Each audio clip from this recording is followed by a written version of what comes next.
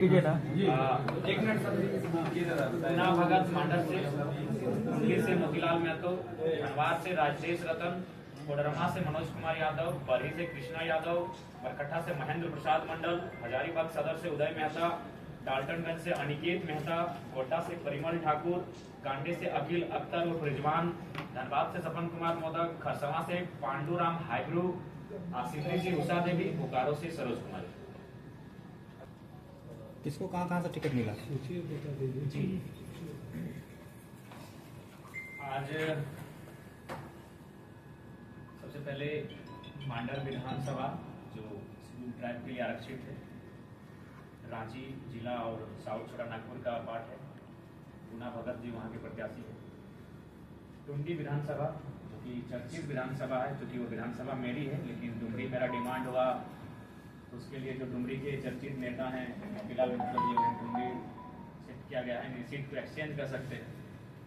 धनबाद से राजेश रतन जी हैं जो बीडी जिला मोतीलाल महतो जो हमारे पार्टी के वरीय उपाध्यक्ष हैं और हाँ विगत मोतीलाल महतो जरा महतो के बाद अगर पार्टी को किसी ने सींचने और संवारने का कार्य किया है तो मोतीलाल महतो जी ने किया है। और मेरा भी एक नैतिक जिम्मेवारी था कि अगर हम डुमरी आ रहे हैं, डुमरी की जनता ने मुझे डिमांड किया है, तो डुमरी विधानसभा मोतीलाल महतो जी का। धनबाद से राजेश रतन जी होंगे,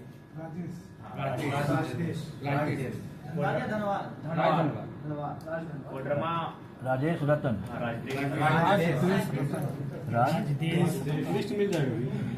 कोडरमा से हमारे पार्टी के और एक नामी चेहरे बड़े नेता कह सकते हैं, पार्टी के उपाध्यक्ष आंदोलनकारी छात्र नेता मनोज यादव जी होंगे।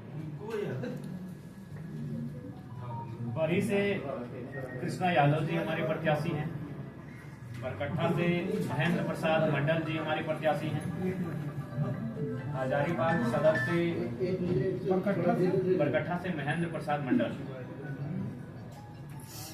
हजारीबाग सदर से उदय कुमार मेहता जी हमारे प्रत्याशी हैं। डाल्टनगंज पलामू से अनिकेत मेहता, गोड्डा से परिमल ठाकुर प्रत्याशी हैं। गांडे से हमारे अखिल अख्तर रिजवान जी प्रत्याशी हैं। डाल्टनगंज किसका बताया? रिजवान जी एक नामी चेहरा है, तो इसको ध्यान से रखिएगा कि हमारे पार्टी के एक स्तंभ हैं।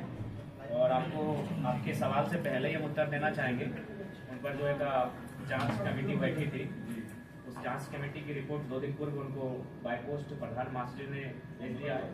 और उस रिपोर्ट में ये पाया गया कि उनके जो साथी थे वो दोषी पाए गए। रिजवान जी का अस्वस्थ तो तबियत ठीक नहीं था, वो संथाल परगना के दौरे से अपने कार्यक्रम को छोड़कर घर लौट रहे थे और वो गाड़ी के अंदर निद्रा की अवस्था में थे। लेकिन उसी बीच गाड़ी रुकी, तो कुछ लोगों ने पता नहीं उनके मन में कैसा क्यों आया, उनके ड्राइवर और एक साथी थे जिन्होंने ये बात ड्राइवर से बातचीत की थी इस विषय पर, और बिल्कुल ग्रामीणों की राय और फीडबैक से पता चला क्योंकि रिजवान जी गाड़ी से उतरे ही नहीं थे, वो अस्वस्थ थे, गाड़ी के अंदर थे, उन्हें जानकारी उनको नहीं थी। हाँ, जेबीके के नेता थे। उनका नाम अजय जी, उनका नाम सजाद जी हैं और पार्टी से 3 साल के लिए निलंबित कर दिए हैं, हमारे संगठन बने नहीं रहेंगे। तो रिजवान जी को क्लीन चिट मिला है, हालांकि वो पदमुक्त रहेंगे, जो कि उस गाड़ी में केवल सफर कर रहे थे, यही उनका दोष रहा। बाकी उन्होंने उनका उस कार्य में किसी प्रकार की कोई सम्मिलित सहभागिता नहीं रही। तो वो पार्टी के प्रत्याशी हैं और क्योंकि वो पार्टी के बड़े नेता हैं, उन्होंने डिमांड उनको गांडे विधानसभा जो कि एक बहुत बड़ी चर्चित सीट रहेगी झारखंड की, और हम लोग नहीं चाहते थे कि चर्चित सीट में कोई हम लोग ऐसा प्रत्याशी रहे जिसको झारखंड ना जानता। इसलिए हम लोगों ने बकायदा रिजवान जी ने ही स्वयं इस प्रस्ताव को लेकर आए कि वो काफ़ी चर्चित सीट रहेगी, तो वहाँ कम से कम चर्चा होना चाहिए। तो रिजवान उर्फ अखिल अख्तर जी गांडे विधानसभा से हमारे प्रत्याशी होंगे। धनबाद से सपन कुमार मोदक जी हैं जो धनबाद शहर सदर से हमारे प्रत्याशी होंगे। खरसवा सीट से पांडुराम हाइब्रू, ये शेड्यूल ट्राइब के लिए आरक्षित सीट है। खरसवा जो कि कोल्हान प्रमंडल के सरायकेला खरसवा जिला के अंतर्गत आता है। सिंधरी विधानसभा से हमारी महिला नेत्री उषा देवी होंगी। बोकारो से भी एक महिला नेत्री सरोज कुमारी होंगी। ये हमारे आज के प्रत्याशी होंगे। आज कुल हो गया 1 2 3 4 5 6 7 8 9 10 11 12 12 तो 14 ऑडियो वायरल हुआ था जिसके कारण ये आरोप लगाया जा रहा है कि आप लोकसभा चुनाव जी महोदय एक बार सवाल को रिपीट कीजिए। हाँ उत्साह देखिए वो आशीष माथुर का एक ऑडियो वायरल हुआ था लोकसभा चुनाव में जिनके कारण ये भी आरोप लगाया जा रहा है कि आप लोकसभा चुनाव हार गए, तो फिर उन पर पार्टी भरोसा क्यों नहीं? देखिए सबसे पहली बात हम लोग मॉडर्न भारत में रहते हैं और हम लगता है कि हम लोग शायद सती प्रथा के यहाँ जितने लोग बैठे हैं सती प्रथा के विरोधी हैं, है ना।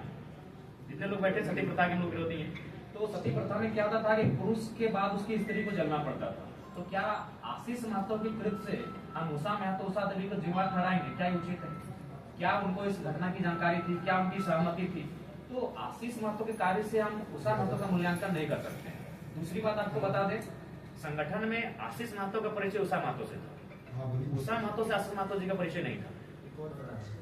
तो इस बात को बिल्कुल मैं क्लियर करना चाहूंगा कि उषा महतो से उषा देवी जी के कारण ही हम उनको जानते थे और उनको पार्टी में रखा था। बिल्कुल उनके कारण नो डाउट जो भ्रम फैला उससे हमें राजनीतिक नुकसान हुआ, खासकर गिरिडीह लोकसभा में मुझे राजनीतिक नुकसान हुआ, इस बात को हम स्वीकार करते हैं। उनके ऑडियो क्लिप से बाकायदा मुझे नुकसान हुआ, लेकिन मैं एक मॉडर्न सोच का युवा हूँ।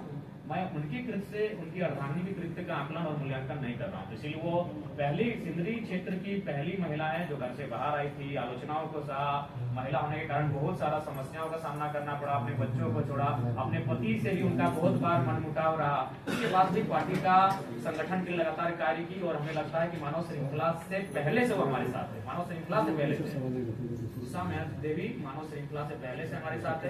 अतः उनकी विश्वसनीयता पर, उनकी कर्मनिष्ठा पर हमें कोई संदेह नहीं है। और पति पत्नी का राजनीतिक व्यवहार अलग हो सकता है, यही अभी सीता सोरेन जी बीजेपी में है, कल्पना सोरेन जी जेएमएम में है, तो ऐसा कोई विषय नहीं है। पति पत्नी का राजनीतिक व्यवहार, राजनीतिक मत अलग नहीं हो सकता है। ये अभी जैसे रिजवान जी को आप दिए टिकट अपने पार्टी में, और मुस्लिम समुदाय से और कितने लोगों को मतलब टिकट की संभावना है? देखिए सबसे पहली बात तो इतना हम कहना चाहेंगे कि जितना उन्हें कांग्रेस और जेएमएम नहीं देगी उससे ज्यादा रहेगा। कांग्रेस और जेएमएम से मुस्लिम समुदाय को जेएलके ज्यादा टिकट देगी। मोतीलाल जी को जो नामचीन चेहरा उसको टुंडी क्यों ऑफर किया? देखिए टुंडी में हम लोग बहुत ज्यादा वोट लेके आए हैं और कहीं ना कहीं टुंडी हम लोग एक बेहतरीन सीट है, इस सीट को हम लोग आगे भी बेहतर करेंगे। और जहां तक मोतीलाल जी का प्रश्न है, वो पार्टी के दूसरे नामचीन चेहरे हैं जिन्होंने लगातार 2.5 सालों से 3 सालों से संगठन को सींचा है, गांव-गांव गए, मेहनत किए हैं। और ये एक केंद्र अध्यक्ष होने के नाते मेरी भी नैतिक जिम्मेदारी थी, क्योंकि मैं अगर डुमरी गया हूँ तो वो डुमरी क्षेत्र के हैं, तो डुमरी से उनको सम्मान मिलेगा और मेरे घर से वो लड़ेंगे। बोकारो से जो प्रत्याशी का घोषणा की, उनका संगठन में क्या योगदान है? देखिए विगत 2 वर्षों से वो भी संगठन में एक्टिव है। हालांकि महिला होने के कारण संगठन की गतिविधियों में आप लोगों को कभी देखा नहीं होगा, लेकिन तमाम आंदोलन में वो लगातार रही है। आपने उन्हें वॉच नहीं किया। उनका सबसे खास जो काम रहा है वो पार्टी रजिस्ट्रेशन। पार्टी रजिस्ट्रेशन का काम उनके ही नेतृत्व में किया गया है। अगर आज पार्टी हमारा रजिस्ट्रेशन है तो उसमें सरोज कुमारी जी का योगदान है, नहीं तो हम लोग इस बार के भी जो 70 विधानसभा में लड़ने जा रहे हैं उसमें पता चलता है कि धनबाद में हमारा सिंपल कबूतर है, तो सिंदरी में हमारा गमछा है, तो टुंडी में हमारा फल है, तो रांची में हमारा ट्रैक्टर है। तो आज अगर हमारा एक सिंबल से हम लोग चुनाव लड़ रहे हैं उसमें सरोज कुमारी का सबसे महत्वपूर्ण योगदान है और उसी कार्य के कारण उनको बोकारो से प्रत्याशी बनाया गया है।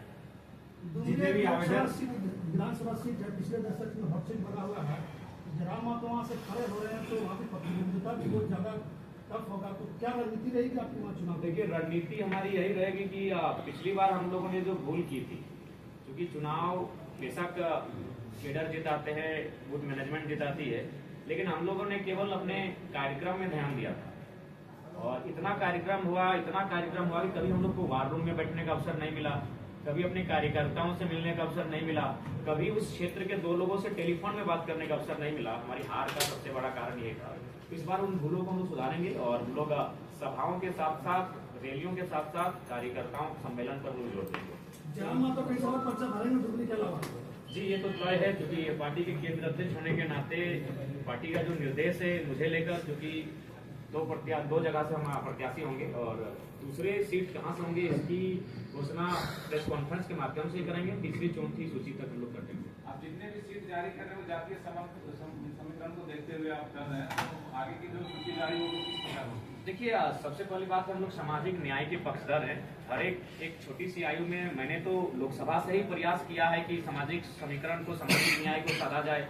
आज ही मैंने जो 14 प्रत्याशी की मैं सूची लेके आया, इसमें हर वर्ग हैं, कुर्मी वर्ग से हैं, कोयरी वर्ग से हैं, यादव वर्ग से हैं, भूमिहार वर्ग से हैं, ब्राह्मण वर्ग से हैं, मुस्लिम वर्ग से हैं, तो तेली वर्ग से हैं। एक 14 लोगों की सूची में मैंने लगभग 8-9 वर्गों को समाहित करने का प्रयास किया है। तो एक मेरा हमेशा ये प्रयास रहेगा कि हर एक वर्ग, मंडल वर्ग से भी है तो हर एक वर्ग, हर एक समुदाय को भागीदारी देने का प्रयास किया जाए। जातीय जनगणना की जो बात है उसमें आप लोगों का पार्टी क्या रुख है? देखिए, हम लोग देश के साथ हैं। देश की जो जनता है, जनता की जो मांग है, उनकी बहुमत के साथ। आप लोग की निजी राय क्या है? प्रधानमंत्री कल भाषण आया था कि ये कांग्रेस जो है इन लोगों को जाति में बांटने का प्रयास कर रही है। देखिए, सबसे पहली बात, देश की मांग क्या है? अगर लोग जानना चाहते हैं, देखिए भारत देश एक ऐसा देश है जहाँ हर चीज की गणना है। गणना से किसी को परहेज नहीं होना चाहिए, बांटने की कोई बात नहीं है, सब मिलजुल के हैं, लेकिन सब जानना चाहते हैं कि आखिर गणना में है क्या।